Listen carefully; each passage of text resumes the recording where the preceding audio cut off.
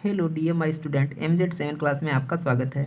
तो आज का हमारा टॉपिक है रिकॉग्नाइजिंग क्यूब नंबर। ठीक है, जिसे हिंदी में कहेंगे घन संख्या की पहचान। इसे सीखने से पहले हमें जाननी होगी कि हमने स्क्वायर नंबर की पहचान कैसे की थी।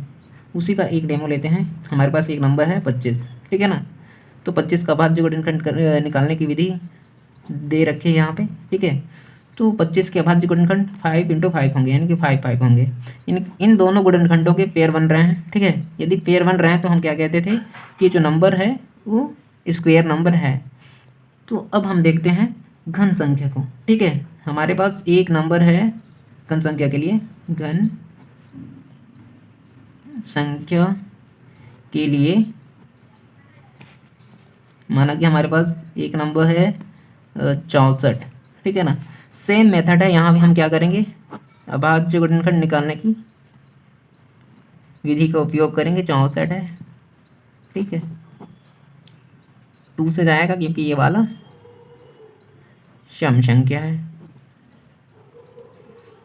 तो 3 टाइम्स एंड ये कितने बार में जाएंगी, 2 times, 1 time and 6 time, 8 times, 4 times,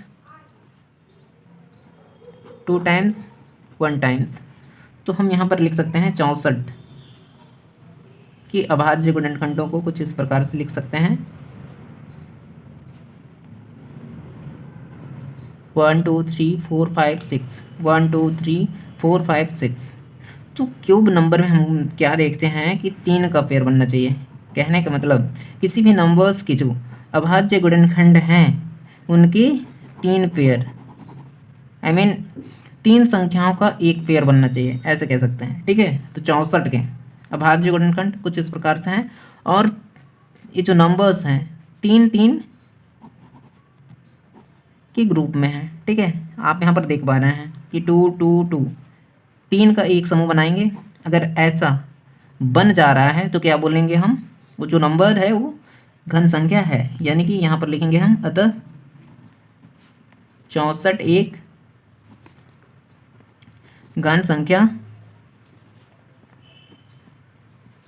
है। अब हम प्रश्नावली 2 का, यानी कि चैप्टर 1 का 2 प्रश्नावली देखते हैं और उसमें से एक प्रश्न उठाते हैं। 5 वाला सवाल है पुस्तक का, ठीक है। तो है वो 22,000। तो सबसे पहले हम इसे क्या करते हैं, एक अभाज्य गुणनखंड निकालने की विधि से अभाज्य गुणनखंड निकालते हैं, ठीक है। 22 है, 2 से जाएगा 11 टाइम, 2 से ही जाएगा, कितना है 11 है ना। हाँ, कितने बार में जाएगा, 5 टाइम। 11 10 का इस्तेमाल किया है, 10 यहाँ पे चला गया, ये वाला 0 बचे है ना। 2 से ही जाएगा, कितने टाइम्स, 2 टाइम्स, एक यहाँ पे आ गया, 15 हो गया, ठीक है। 7 7 दूनी 14, तो 7 टाइम्स, एक यहाँ पे आ गया, कितने बार में, 5 बार में। 2 से जाएगा क्योंकि यूनिट डिजिट 0 है, ठीक है। तो 1 टाइम्स एंड 3 टाइम्स, 15 हो गया, हुआ ना 15। 7 टाइम्स एंड यहाँ पे ये कितना हो गया, 10 हो गया, 5 टाइम्स। अब देखिए यूनिट डिजिट 5 हो गई है, तो 3 से भी नहीं जाएगी, हम करके देख सकते हैं, नहीं जाएगी, ठीक है। 5 से हम देखते हैं 5, क्योंकि यूनिट डिजिट क्या है, 5 है, तो 5 से जाएगा। 5 दूनी 10, कितने बार में, 2 बार में। 3 हो गया, 37 हो गया, मिलके कितना हुआ, 37 हुआ है। 37 हुआ है, तो 7 बार में, 7 5 35, 2 यहाँ पे चला गया, 25 हो गया ये वाला, ठीक है। 25 हो गया 5 टाइम, 5 से ही जाएगा, कितने बार में, 25 25 देखेंगे ना, 25 तक ही जाएगा, कितना, 5 टाइम।